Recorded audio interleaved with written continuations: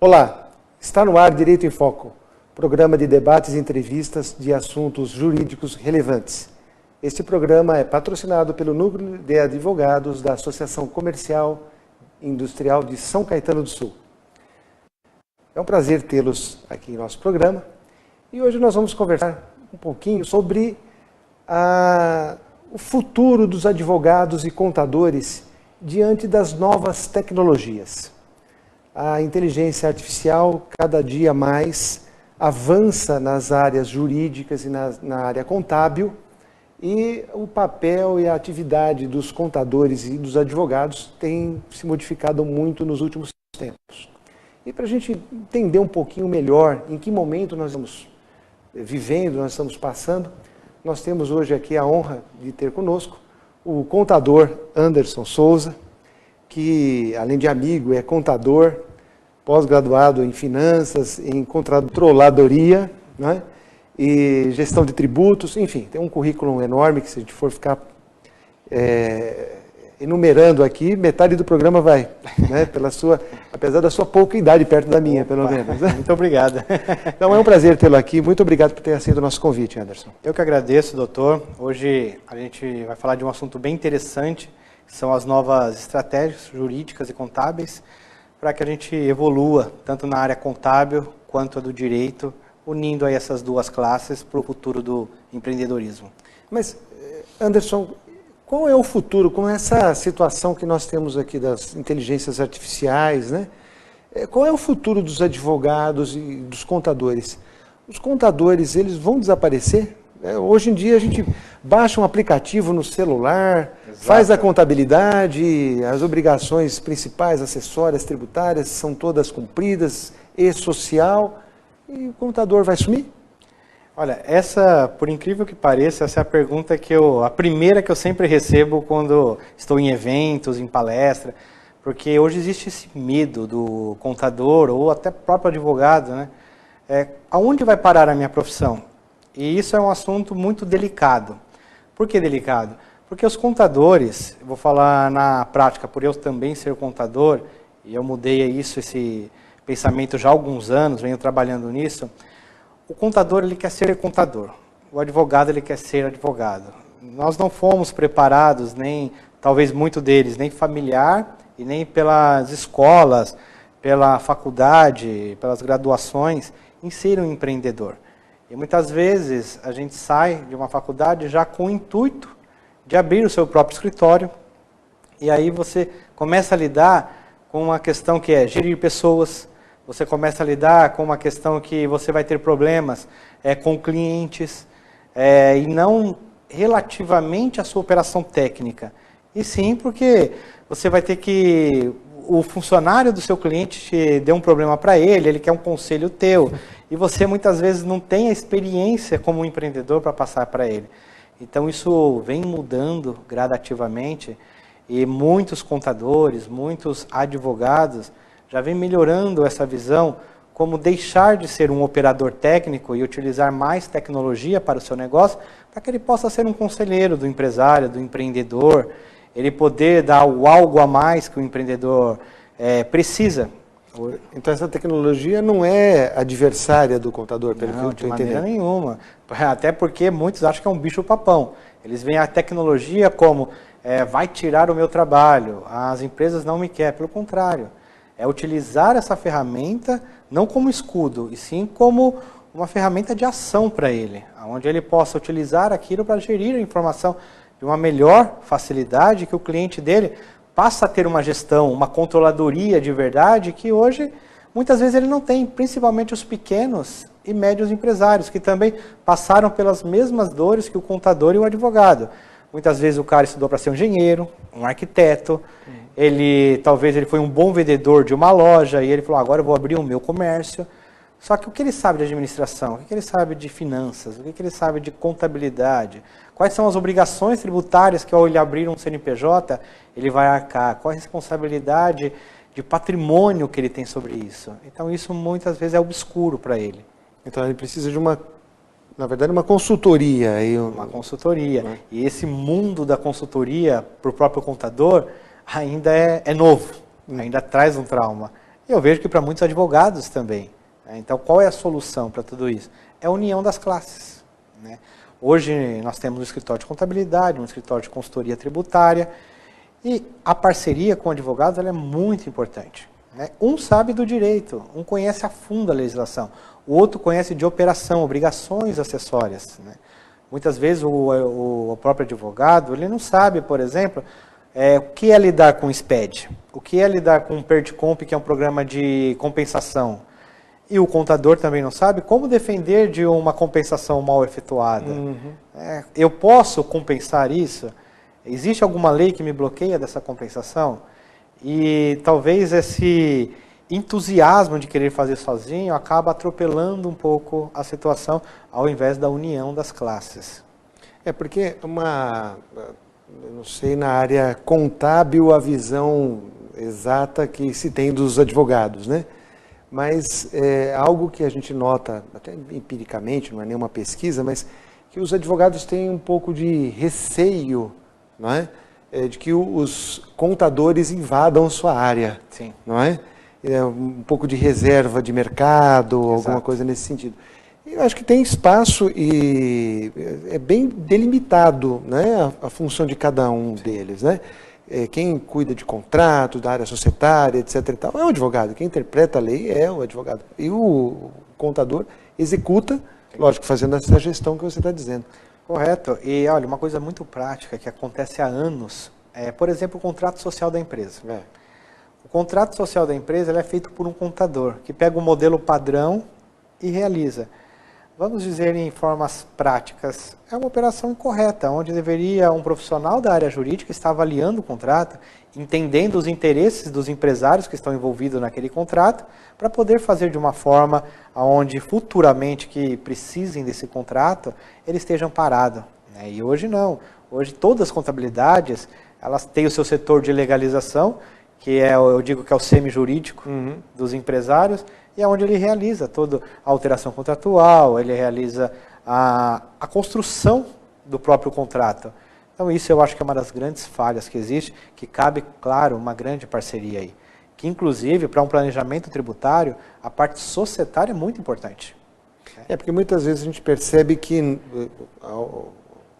quando o cliente chega com um contrato social, chega um problema com um contrato social, a gente diz, puxa, mas seu contrato não prevê determinada situação. Exato. Ou está previsto de uma maneira que não é a que você gostaria. Por que está assim?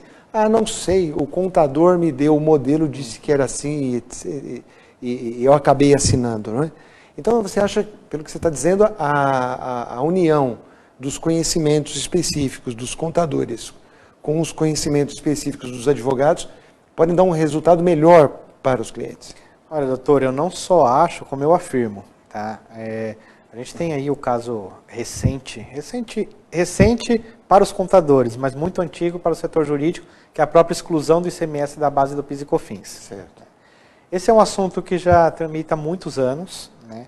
Recentemente aí houve a decisão do STF, onde os contribuintes ganharam esse direito.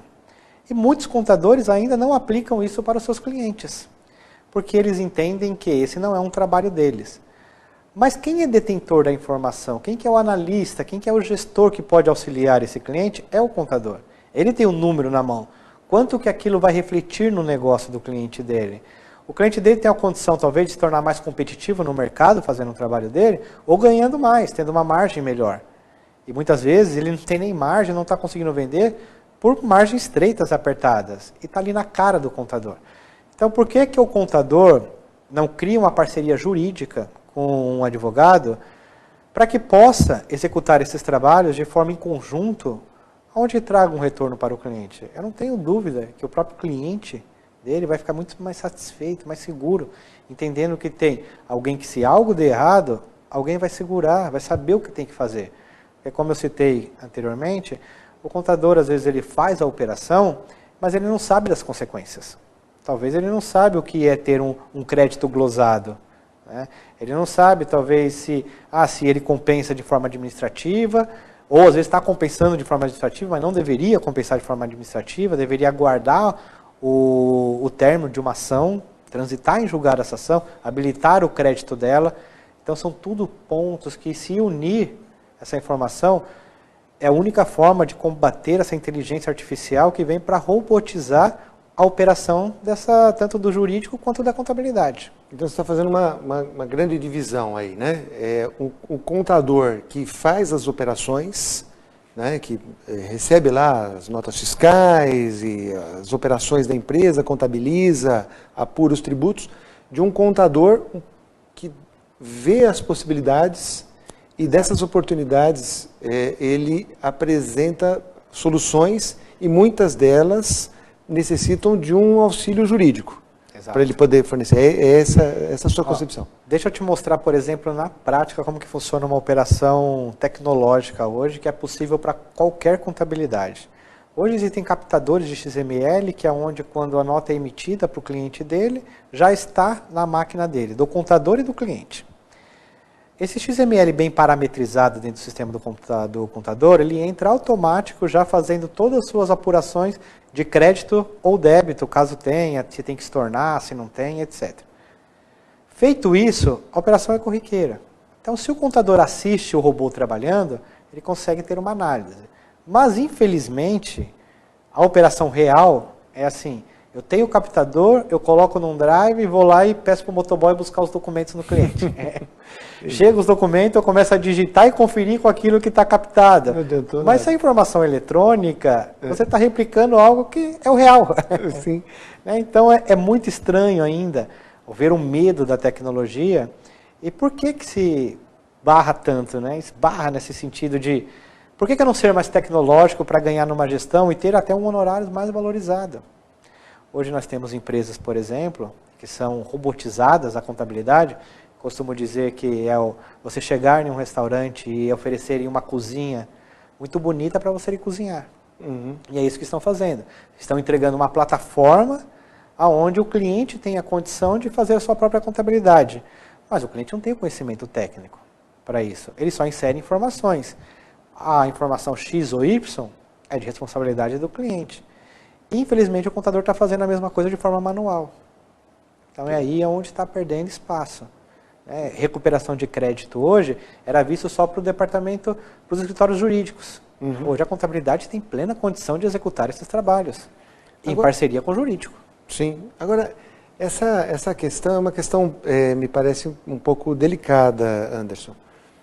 Porque o contador detém a informação e, ao deter essa informação que ele obteve por questões ele tem contrato de sigilo com todos os seus clientes e tudo mais, ao propor, em uma parceria com o escritório de advocacia, para que isso seja otimizado e dando uma vantagem maior para o cliente, ele não estaria, nesse momento, talvez infringindo uma norma ética, uma questão ética, mas eu vou pedir para você responder depois dos nossos intervalos. Voltamos daqui a pouquinho com o programa Direito em Foco. Até mais. Olá, voltamos com o programa Direito em Foco.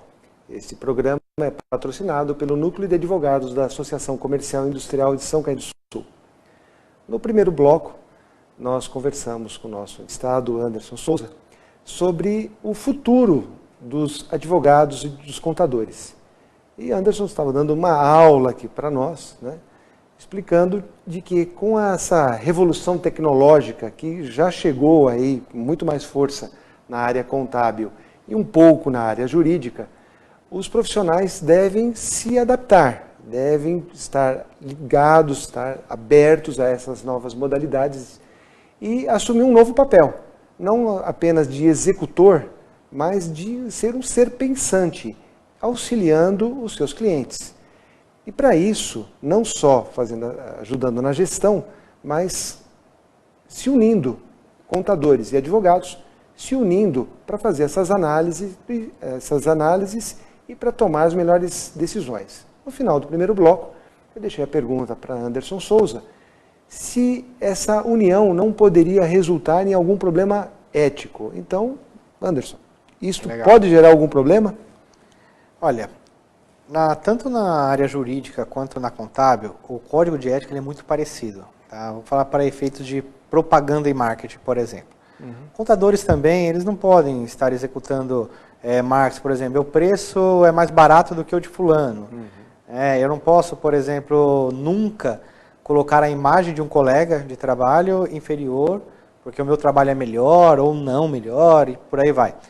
Então, a gente tem estratégias de realizar o marketing, que é outro problema, tanto da minha área contábil quanto da jurídica, né, como vender os nossos trabalhos. Né? Um grande ponto forte em vendas de trabalho, tanto contábeis quanto jurídico que eu vejo, é a questão da autoridade. Né? Como que você cria autoridade? Realizando vários documentários, então você pode criar um e-book sobre uma determinada situação, você pode criar vídeos, né, gerando informação para o colega, para os empresários. Você pode pegar dúvidas que geralmente seus clientes têm e poder reproduzir isso para um monte de gente que também tem as mesmas dúvidas. Então o código de ética ele é muito ainda apertado. Semana passada o CRC mesmo reformulou e nós achamos que ele ia evoluir na questão do marketing principalmente, e não, ele retroagiu. Né? Tornou mais rígida. Tornou mais rígida, porque ele entende que está se espalhando demais o marketing, e as empresas ainda devem, as empresas contábeis, ainda devem estabelecer a contabilidade raiz, que é você conquistar o cliente pela sua ciência, e não por um convencimento de marketing. Tem lógica? Tem, mas o mundo está mudando essa doutrina. Qualquer serviço hoje, você tem estratégias, né? Você tem que mostrar o conhecimento. E hoje, por exemplo, para você ser um famoso dentro do que você faz, você não precisa mais estar em outras redes de TV. Você pode, simplesmente com o seu celular, uma câmera, você fazer sucesso em uma rede social. Certo. É que tem sempre a preocupação da mercantilização, né, das profissões. Agora, essa questão ética também esbarra na troca de informações sigilosas. Sim. Porque tanto os advogados como os contadores detêm informações sigilosas, que eles não podem passar. Então, pelo que eu pude entender, a sua sugestão é de que todos esses critérios éticos sejam observados, e eu chamo a atenção para a questão do sigilo, que nos é, pelo menos aos advogados, muito, muito importante. Né? Sim. Então, nessa parceria, seria algo já bem estruturado, com contratos entre os profissionais e com a ciência do cliente. Correto. Isso é muito importante. O doutor tocou num ponto que é de extrema importância.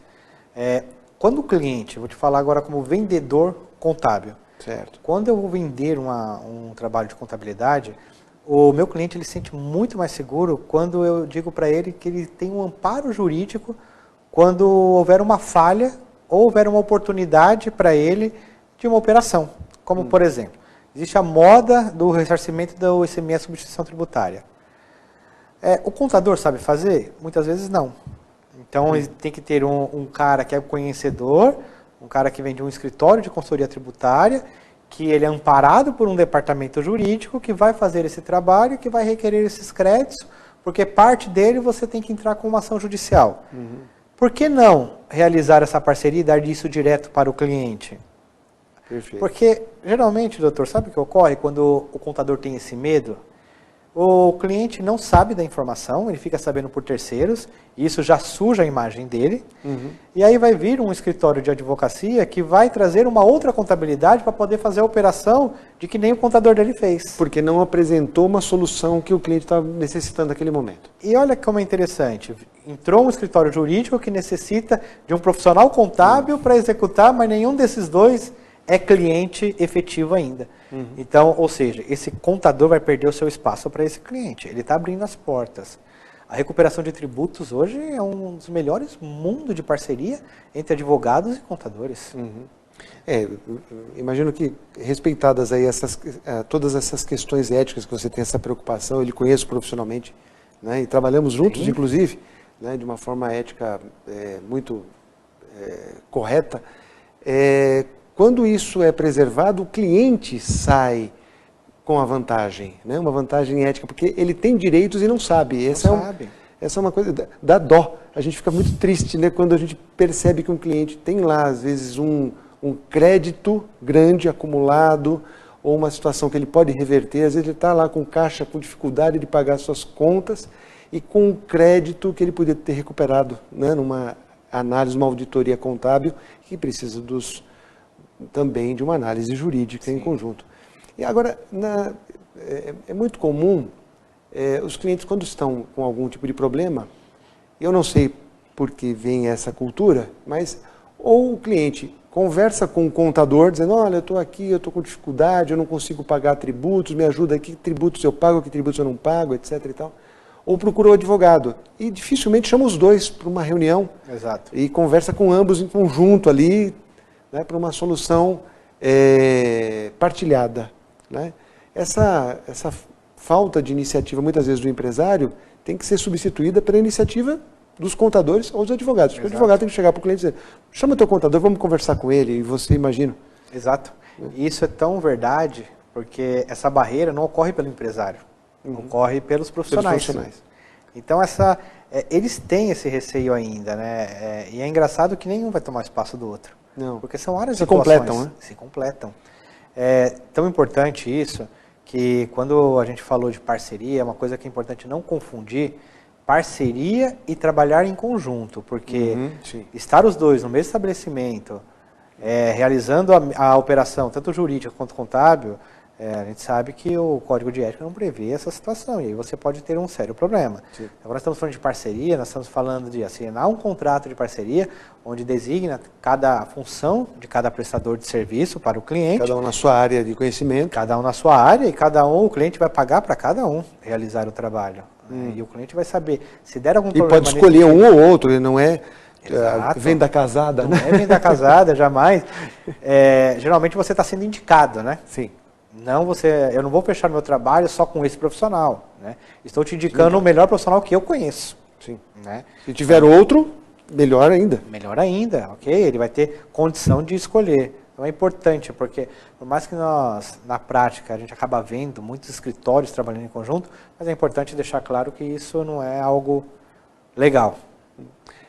Eu acho que talvez uma falha de formação é que também, se os advogados fossem se formar em todas as áreas de conhecimento que atuam, também a faculdade precisaria 8 anos, 10 anos. Né?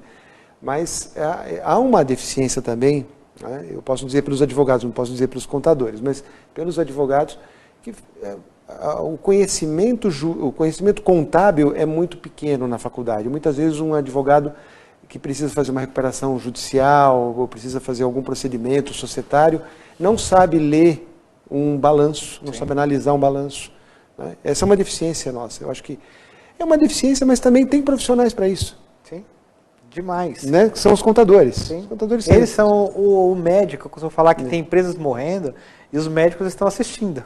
Né? Porque os contadores é o grande gestor dos números da empresa, que ele pega as informações, ele vê o problema e cala-se. Né? Olha que absurdo, eu vejo contadores, por exemplo, que não visitam o cliente. E isso é algo que eu elogio dos advogados, eles são muito mais fiéis a isso. Eles gostam dessa coisa de estar próximo do cliente, ir almoçar com o cliente, jantar, tomar um café, entender se o cliente está passando por uma necessidade. O contador não, parece que ele tem um bloqueio assim, se eu for lá visitar eu vou ter um problema, ele vai me dar mais trabalho. Então ele cria essa barreira e ele cria uma separação imensa entre cliente e escritório. E o escritório geralmente é a imagem dele. Eu acho que o empresário, esse é um programa que é patrocinado pelo Núcleo de Advogados da Associação Comercial e Industrial de São Caetano do Sul. Quer dizer, empresários são os provedores desse programa. E eu acho que essa comunicação com os advogados, com os contadores, eu acho que os empresários têm muito a ganhar. Lógico, os profissionais vão realizar trabalhos e vão ser remunerados por isso, mas eu acho que os empresários são os maiores beneficiados dessa união entre advogados e contadores. Eu acho que essa contribuição entre eles vai resultar no quê? Numa diminuição de carga tributária, numa melhor otimização dos contratos que a empresa possa ter, num planejamento tributário, num planejamento societário, num planejamento de até mesmo, não vou dizer proteção patrimonial, mas de planejamento do patrimônio. Correto. Né? O assunto é vasto, eu acho que todos têm a ganhar, tanto os empresários, como os advogados, como os contadores. Mas, infelizmente, o nosso programa é muito curto. Infelizmente, nós temos que encerrar por hoje, mas com aquele gostinho de quero mais, né? Talvez Anderson Souza volte aqui no programa para a gente poder estender um pouquinho mais essa conversa aqui tão produtiva. Então, Anderson, desculpe pelo encerramento do programa, é muito curto mesmo, mas fica já o convite para uma nova oportunidade. Muito obrigado por ter vindo e por ter dado esse esclarecimento aí da união dos advogados e dos contadores em benefício dos empresários. Muito obrigado por ter aceito o nosso convite. Eu que agradeço a oportunidade, quero inclusive deixar aqui uma mensagem para você, contador que está iniciando ou já esteja em seu negócio e não está conseguindo evoluir. Pensa um pouquinho mais sobre tecnologia, vai até o seu cliente, procure entender o que falta da sua profissão dentro da empresa dele, possivelmente ele vai dar as respostas que você precisa. E essa dica também fica para os advogados, né? E Direito em Foco volta na próxima semana. Muito obrigado pela audiência.